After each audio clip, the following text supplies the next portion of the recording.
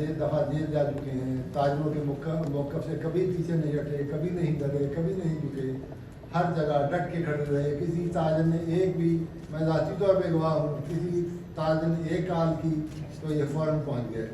अंजुमन ताजरान पाकिस्तान के सदर जनाब अजमल बलोच साहब 2 मिनट के लिए।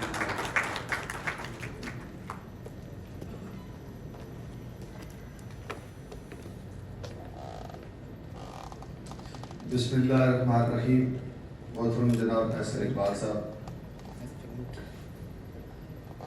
एहसन ज़फ़र बख्तावरी साहब, खालिद मलिक साहब, मियाँ अब्दुल मनान साहब, हमारे चीफ मिनिस्टर बलोचिस्तान हफीज़ साहब, गिलगित बल्तिस्तान, मेरे मोहतरम अख्तर अब्बासी साहब, शेख जमशेद साहब, बहुत सारे दोस्त मेरे सामने भी बैठे हैं, ताहिर भाई साहब, एजाज भाई साहब, मियाँ शौकत साहब, सभी दोस्तों को अस्सलाम वालेकुम व रहमतुल्लाहि व बरकातुहू।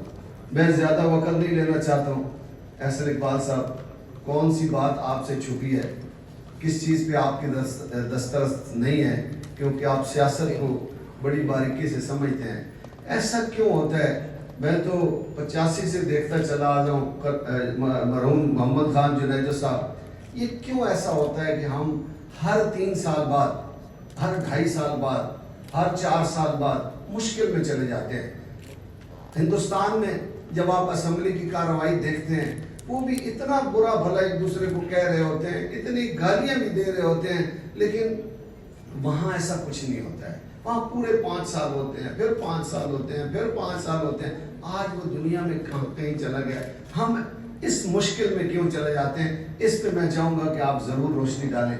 बाकी हम जितनी मुश्किलात में हैं, या इस जो दूसरा मेरा सवाल है कि हमारा ब्यूरोक्रेट काम नहीं करता है, या वो सियासी लेवल पे उसको जब एक जमात आती है लाती है, फिर दूसरी आती है तो दूसरे ब्यूरोक्रेट को लाती है, वो काम क्यों नहीं करता? हमारे सारे इदारे 600 अरब रुपए के खसारे में क्यों चले गए? जाहिर है वो किसी सियासतदान की वजह से नहीं गए। ये एक बात बड़ी वाज़ेह है।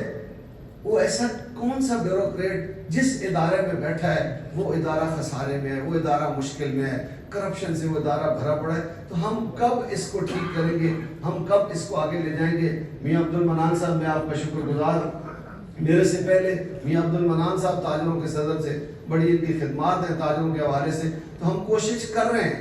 किसी वक्त हम हुकूमत के सामने भी आ जाते हैं। एक तो हम जब IMF से मुआहदा करते हैं तो वो ये नहीं देखते कि मेरे मुल्क का लिटरेसी रेट कोई नहीं है। फिर ताजरों में आप सबको पता है, जो पढ़ता नहीं है उसको हम दुकान खोल देते हैं। तो फिर वो जब हम मुआहदा कर लेते हैं IMF से, तो वो बरतानिया के मुताबिक होता है, वो हमारे मुताबिक क्यों नहीं होता है? हम इतनी मुश्किल में चले जाते हैं, फिर हम हुकूमत से लड़ते हैं, हम झगड़ा करते हैं, हम सड़कों पर आते हैं, फिर बात मानी जाती है। कोई किसी चीज़ की कंटिन्यूटी नहीं है हमारे उसमें, ना सियासत की है, ना प्लानिंग की है। आप हमेशा जब आते हैं बड़ी अच्छी बात करते हैं कि 2010 तक, 2025 तक अच्छी प्लानिंग होनी चाहिए, हम उस प्लानिंग में मुल्क को ठीक करें, लेकिन उसमें हम क्यों नाकाम रहते हैं? मैं सुनना चाहूँगा, इजाज़त चाहूँगा, यही कहूँगा कि वही लोग अच्छे हैं जो आदाब के साथ नमाज पढ़ते हैं, जो माल हमने उनको दिया है वो मेरी राह पे खर्च करते हैं। पाकिस्तान जिंदाबाद।